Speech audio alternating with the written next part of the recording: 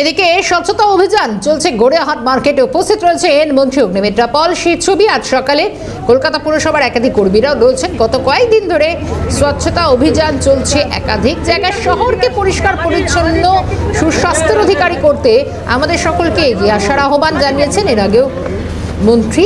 তিনি নিজে অনেক সময় তাকে ঝাড়ু হাতে দেখা গিয়েছে, কারণ এই শহর আমাদের, এই কলকাতা আমাদের, তিলোত্তমা আমাদের, রাজ্যটা আমাদের, এবং সকলকে এগিয়ে আসতে হবে। স্বচ্ছতা অভিযান কর্মসূচি চলছে গড়িয়াহাট মার্কেটে। অগ্নিমিত্রা পল রয়েছেন। রাস্তাটা কিন্তু সরকারের, রাস্তাটা দোকানদারের নয়। দোকানদারের মতো যতটুকুনি জায়গা ততটুকুনি থাকবে।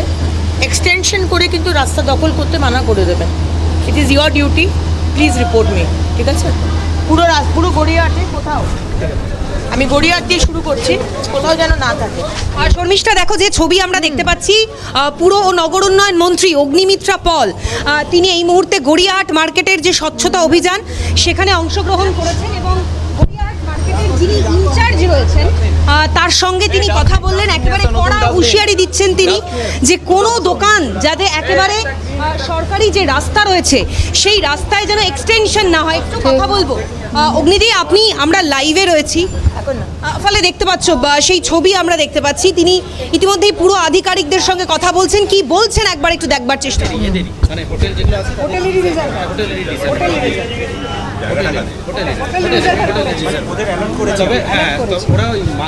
না, কিন্তু রিজার্ভারটা এমনভাবে কেন বানানো হয়েছে যে রাস্তাটাই পুরো দখল করে বানানো?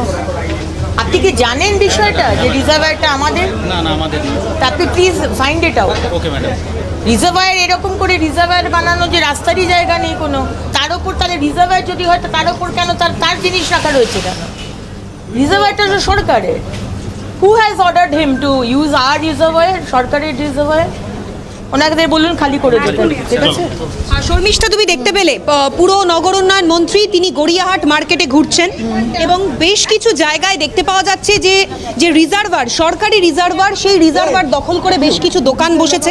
কোথাও দেখতে পাওয়া যাচ্ছে যে একেবারে রাস্তা গার্ড করে দোকানের এক্সটেনশন হয়েছে। পরিচ্ছন্ন রাস্তা, সেটা ওই পেভমেন্টে যেটা দেবেন সেটা দেবেন না কি দেবেন সেটা দেখে নিন।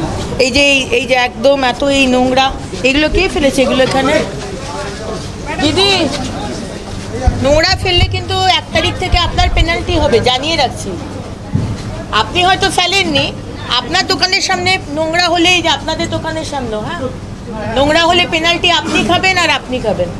তাই জন্য নিজের দোকানের সামনাটাকে নিয়েও পরিষ্কার রাখুন। দেখো, গড়িয়াহাট মার্কেটে আশেপাশে দোকানদারদের সঙ্গে তিনি কথা বলছেন, পুরো আধিকারিকদের সচেতন করছেন তিনি যাতে কোনোভাবেই জবরদখল সেই বিষয়গুলো না হয়, এবং মার্কেট সংলগ্ন যে এলাকা বা যে রাস্তাগুলো রয়েছে সেখানে যত্রতত্র ময়লা যদি পড়ে থাকে তাহলে যে দোকানের সামনে ময়লা পড়ে রয়েছে সেই দোকানদার বা বিক্রেতা ব্যবসায়ী তাকে কিন্তু পেনাল্টি দিতে হবে।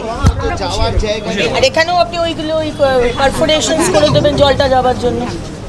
ফলে এভাবেই কিন্তু না, ক্রুদ্ধ নই, আমি জাস্ট ইনফরমেশনটা দিচ্ছি। ঠিক আছে ভাই, দোকানটা শুধু পরিষ্কার রাখলে হবে না, দোকানের সামনেটাও পরিষ্কার রাখার দায়িত্ব আপনার, নয়তো 1 তারিখ থেকে পেনাল্টি খাবেন। ঠিক আছে? তিনি বেশ কিছু জায়গায় জবরদখল দেখতে পাওয়া যাচ্ছে। আপনি বলছিলেন এক্সটেনশনগুলো রাস্তার ওপরে চলে আসছে। না, এক্সটেনশন তো আসবে না, কারণ রাস্তাটা তো সরকারের না। তো সরকারের রাস্তার ওপর কোনো দোকানদার এক্সটেনশন করতে পারে না নিয়ম অনুযায়ী, তো এক্সটেনশন করানো যাবে না।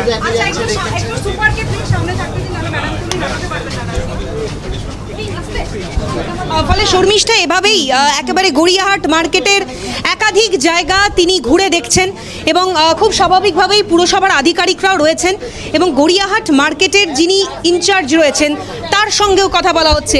কি কথা বলছেন একবার আবার শুনুন। দোকান শেষ হলো, নিয়ে গিয়ে তো আমার ডেজিগনেটেড পয়েন্ট থাকবে যেখানে বড় ডাস্টবিন থাকবে, দোকানদারকে তো সেখানে ফেলতে হবে। কিন্তু দোকানের সামনে দিতে পারবো না, তাহলে যেখানে আমাদের মার্কেট থেকে বসিয়ে দেবে ডাস্টবিন সেখানে নিয়ে ফেলে দেবে তারা।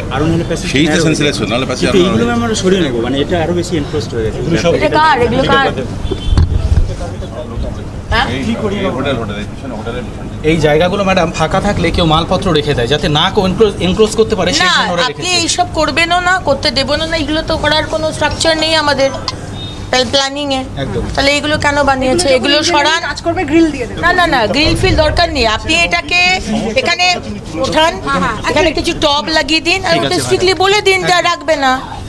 তারাও তো শিক্ষিত মানুষ, আপনি বলে দিলে, আপনারা তো কোনোদিন বলেননি 15 বছর, বলা হয় কিন্তু ম্যাডাম আপনারা কোনোদিন বলেননি, আপনারা কোনোদিন তাদেরকে সেই ইনস্ট্রাকশন দেননি, এবার দিন।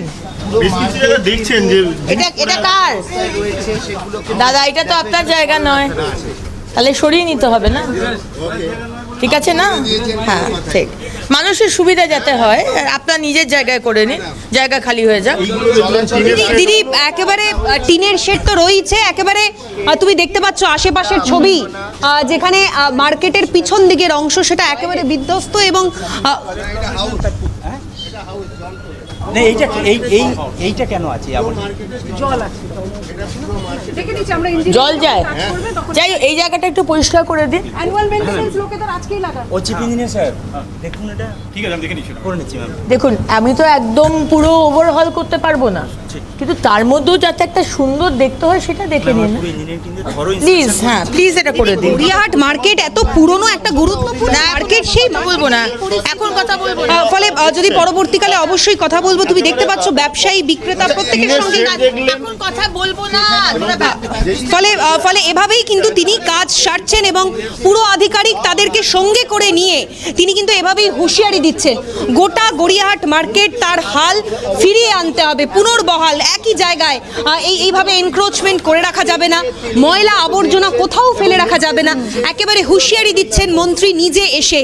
এবং যেহেতু আমরা জানি যে যেখানে সেখানে রাস্তাঘাটে ময়লা ফেললে সেপ্টেম্বর থেকে পেনাল্টি দিতে হবে, সরকার একেবারে নির্ধারিত জরিমানার যে পরিমাণ সেই পরিমাণ দিয়ে দিয়েছেন, ফলে কোনো ব্যবসায়ী যদি সেই নির্দেশ অমান্য করে তাহলে কিন্তু সরকারিভাবে তাকে পেনাল্টি গুনতে হবে। আবার আমি একবার দেখবার চেষ্টা করব কি কথা বলছেন মন্ত্রী। আমরা এটা একদম করে দেবো স্ট্রিক্টলি, কতদিন সময় লাগবে? তার পারমিট ক্যান্সেল হবে। ম্যাডাম কতদিন সময় আমরা নেবো? 15 দিন। হ্যাঁ 15 দিনের মধ্যে অবভিয়াসলি। আচ্ছা 15 দিনের তাহলে যে যার নিজের এরিয়া মেপে দেব এবং না হলে ম্যাডাম পারমিট ক্যান্সেলেশনের এই যে রাস্তায় যাবে। বেরিয়ে আছে না, এগুলোকে বাদ দিন, নিয়ে আমরা একটা কমন ছাদ বানিয়ে দিই। এই যেটা থেকে আমাদের- দোকাচ্ছে, যেটা এই আমাদের থেকে fish দোকাচ্ছে, market এ করা যখন আছে, লাগছে দেখতে। মাছের বাজারে যেটা করা আছে ম্যাডাম, একটা ওইভাবে করে দিন। সিঙ্গেল বানিয়ে দিন। আর এই ছাদ। ডোঙাগুলো একটু দেখে নেবেন যাতে মনসুন আসছে তো জল জমলে আবার মশা হবে, এটাও তাহলে রিভ্যাম্প করে দেবো ম্যাডাম। হ্যাঁ মানে এগুলো কিছু থাকবে না, একদম কিছু থাকবে না। একটা আপনি টিনের আমাদের তরফ থেকে একটা কমপ্লিট ছাদ বানিয়ে দিন।